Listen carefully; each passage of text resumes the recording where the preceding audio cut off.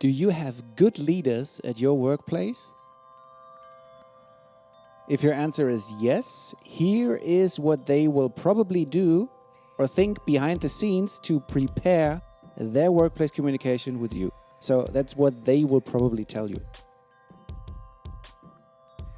First, check whether the other person is open to talk. If you're in doubt, check if it's okay to be brave and open up the conversation. Sometimes just open it up for your own practice. And then to start, you can simply state your thought in everyday language and don't immediately unfold or explain your thought. Give the other person the chance to limit the space of the conversation, because you can then extend the space if you need to. Second, the content of the conversation. You can prepare it or you can create it on the spot. You can tell them or ask them about the present status or about what has changed. Use topics that the both of you share. Here are some examples that people gave in a seminar on how to start a conversation. If you know one another more or less, remember the experiences that you shared. Or give them a little compliment. An honest one, of course. And some people said in the seminar that they use crazy questions like, what is your favorite something weather?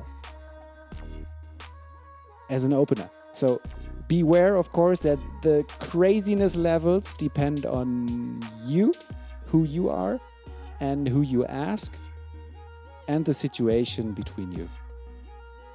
I cannot give you a crazy question that will work in any situation.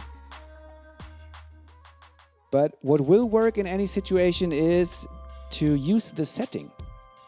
So, have you ever been here? Or do you like it here? Use the setting, solid opening. And for your attitude, understand this first topic of the talk just as an entry point into a more open talk, which you will then have. Okay, about this entry point to overcome this uncomfortable feeling at the beginning of the conversation. In German, we say being okay with the unnecessary evil. So every human being knows that you're not alone at the beginning of the talk. To end the conversation, wait for a moment of silence.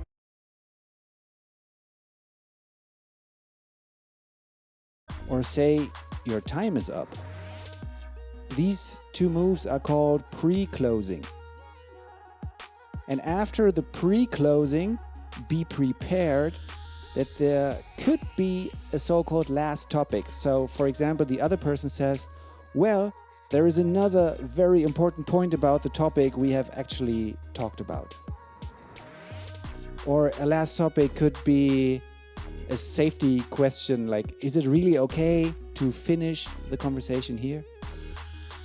These are last topics. Not every communication has such a last topic, but now you know it can happen after the actual talk that you have. With or without the last topic, usually you need the pre-closing. Only after such a pre-closing, it feels naturally good for the both of you to close the conversation. To close the conversation, you can say, thank you for the talk. Or you can assess the talk, saying, that was an interesting conversation. Or you can smile. Maybe you want to add, okay, well then, and slowly turn away. Or you can, of course, offer them to continue your talk at a later point. Or, final idea,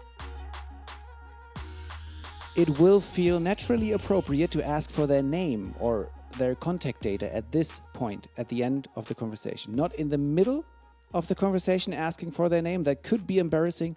Do it at the end. It will feel naturally okay. And then you can give your farewell saying bye-bye or something like that. So, this is how you can lead a conversation from start to end.